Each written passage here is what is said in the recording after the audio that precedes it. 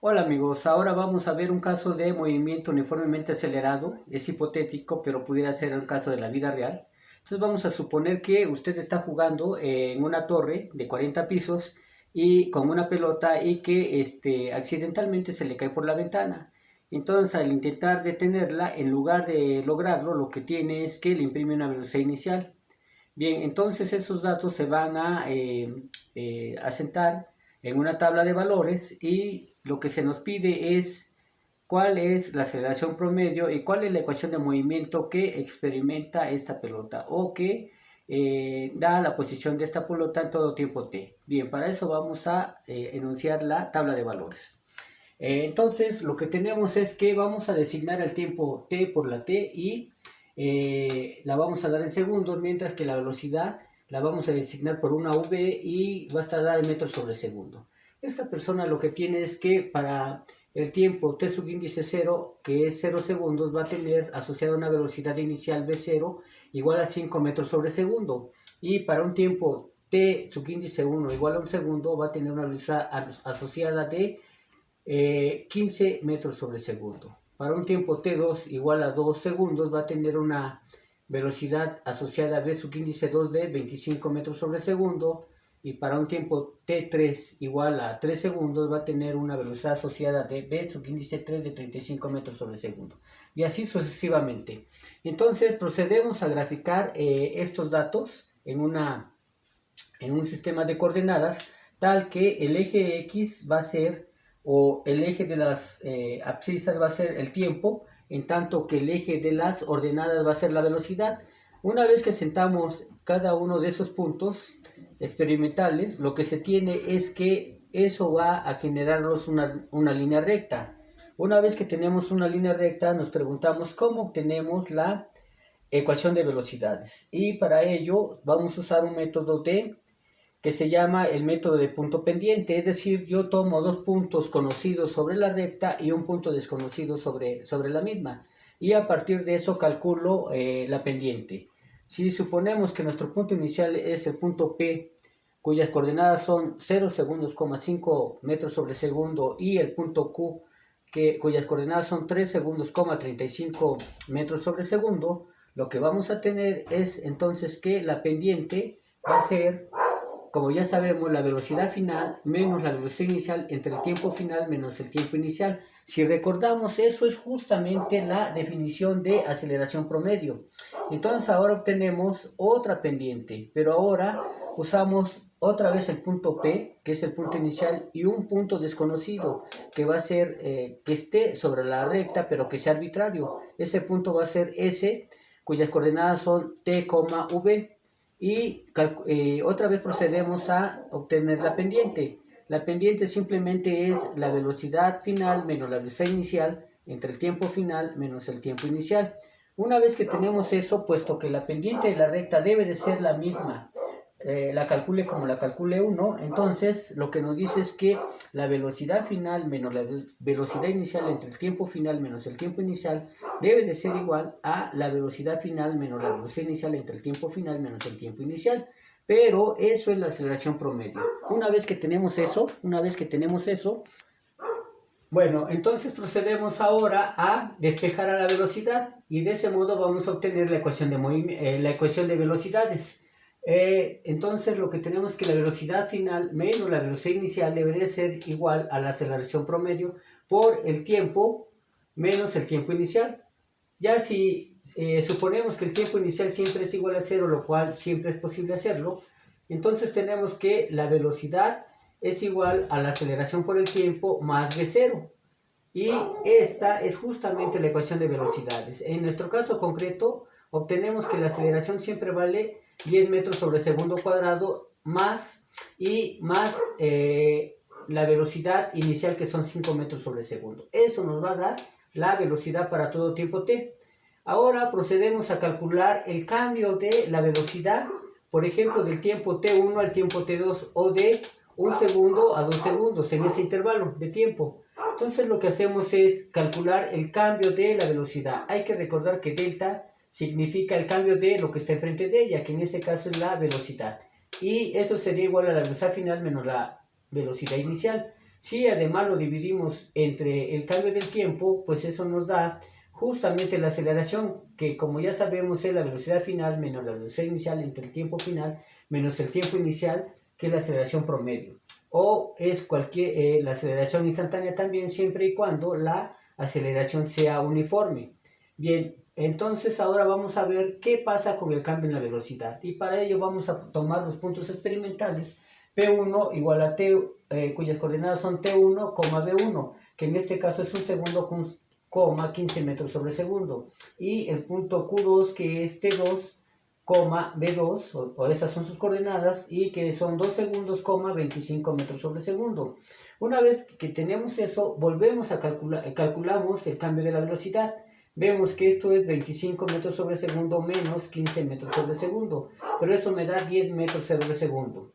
Y ahora calculamos la aceleración. La aceleración es el cambio de la velocidad con respecto al tiempo, que es otra vez 25 metros sobre segundo menos 15 metros sobre segundo sobre 2 segundos menos 1 segundo. Eso lo que me va a dar es 10 metros sobre segundo sobre 1 segundo, o lo que es 10 metros sobre segundo cuadrado. Pero sabemos que esto es la velocidad final menos la velocidad inicial entre el tiempo final menos el tiempo inicial. Y eso es justamente la aceleración promedio.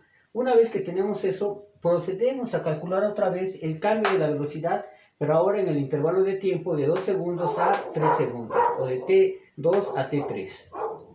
Y lo que obtenemos es que el cambio de la velocidad es pues V3 menos V2, que debería ser 35 metros sobre segundo menos 25 metros sobre segundo. Eso me da 10 metros sobre segundo.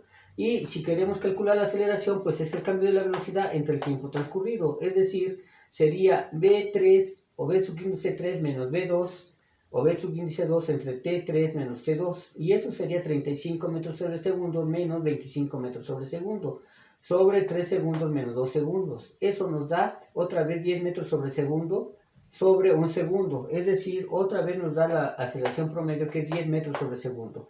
Aquí lo que quería mostrar es que el cambio también de la velocidad siempre me da 10 metros sobre segundo. Y no importa cómo la calcule, siempre me va a dar 10 metros sobre segundo, siempre y cuando estos tiempos sean consecutivos, o los tiempos que se toman son consecutivos. Bien, retomando, hay que recordar que la velocidad es igual a la velocidad inicial más la aceleración por el tiempo, que aquí se está tomando la aceleración instantánea, pero si la aceleración es uniforme o es constante, entonces la aceleración instantánea y la promedio son iguales. Bien, ahora tenemos que la velocidad final menos la velocidad inicial es igual a la aceleración por el tiempo. Si despejamos el tiempo, tenemos que el tiempo va a ser la velocidad final menos la velocidad inicial entre la aceleración, obviamente en magnitud. Y una vez que tenemos eso, retomamos otra vez la ecuación de movimiento rectilíneo uniforme, es decir, x es igual a x0 más la velocidad promedio por el tiempo, ¿ok? O la que expresa a la posición en función del tiempo. Y hay que recordar que lo que acabamos de hacer es justamente determinar el cambio de la velocidad, y hallamos que ese cambio de la velocidad siempre tiene el mismo valor, 10 metros sobre segundo. Eso quiere decir que el cambio de la velocidad es uniforme. Si el cambio de la velocidad es uniforme, entonces sucede el siguiente caso particular, que la velocidad promedio siempre va a ser igual a el promedio estadístico de las dos velocidades, la velocidad final y la velocidad inicial entre 2, que es el promedio estadístico. Ahora, si esta última ecuación la sustituimos en la ecuación 2 o en la ecuación de posiciones, lo que vamos a tener es que la posición es igual a la velocidad promedio por el tiempo más la posición inicial. Pero como ya dijimos que la velocidad promedio es simplemente el promedio estadístico de la velocidad final más la velocidad inicial entre 2, eso nos da que es justamente la velocidad final más la velocidad inicial entre 2 por el tiempo más la posición inicial, que es x0. Bien, si ahora procedemos a sustituir la ecuación 1, que nos dice que la velocidad final es la velocidad inicial más la aceleración por el tiempo, en la última ecuación, y bueno, le sumamos v0, que es lo que tenemos aquí, y lo multiplicamos por el tiempo y le sumamos la posición inicial, ¿sí?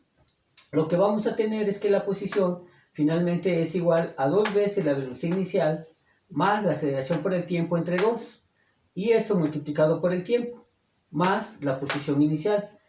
Aquí distribuimos el 2 que está dividiendo sobre la suma o los dos términos que se están sumando, y entonces lo que vamos a tener es que la posición final es 2 veces la velocidad inicial entre 2 más la aceleración por el tiempo entre 2. Eso multiplicado por el tiempo más la posición inicial que es x0. Bien, cuando tenemos eso, entonces pues lo que nos queda es que es la velocidad inicial por el tiempo más la aceleración por el tiempo y por el tiempo entre 2 más la posición inicial.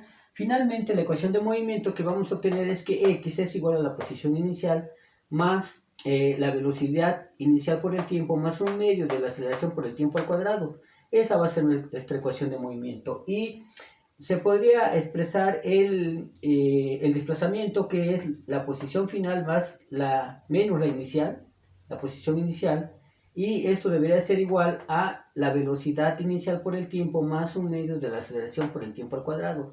Esta es la ecuación de movimiento justamente para un objeto o un móvil moviéndose a aceleración constante, y por lo tanto vamos a tener un movimiento uniformemente acelerado. Bien, ahora hay que ver cómo se define el eje de las ordenadas como positivo. Si nosotros definimos el eje de las ordenadas o el eje de los desplazamientos como positivo o creciendo hacia el cenit o hacia el infinito, entonces la aceleración, que en este caso es la aceleración gravitacional, siempre va a estar apuntando hacia abajo. Entonces vemos que el desplazamiento y la aceleración apuntan en direcciones contrarias. Pero si el desplazamiento se considera como positivo, entonces la aceleración va a tener un valor negativo, es decir, A va a ser igual a menos 9.81 metros sobre segundo, aunque nosotros la redondeamos a 10 metros sobre segundo cuadrado, para que así nos facilitaran las operaciones. Y en el caso en que ahora el desplazamiento se define como positivo, apuntando hacia el centro de la Tierra, y hay que recordar que la aceleración gravitacional siempre apunta hacia el centro de la Tierra. Entonces, esto significa que tanto el desplazamiento como la aceleración tienen el mismo sentido o apuntan en la misma dirección, y por lo tanto tienen el mismo signo. Eso significa que la aceleración va a ser positiva, y en este caso la aceleración va a ser 9.81 metros sobre segundo cuadrado. Eso lo que nos dice pues es que los vectores en general van a depender de cómo se definan los ejes, en qué dirección son positivos, para que los vectores sean positivos o sean negativos. Y eso sería todo, amigos. Espero se haya entendido.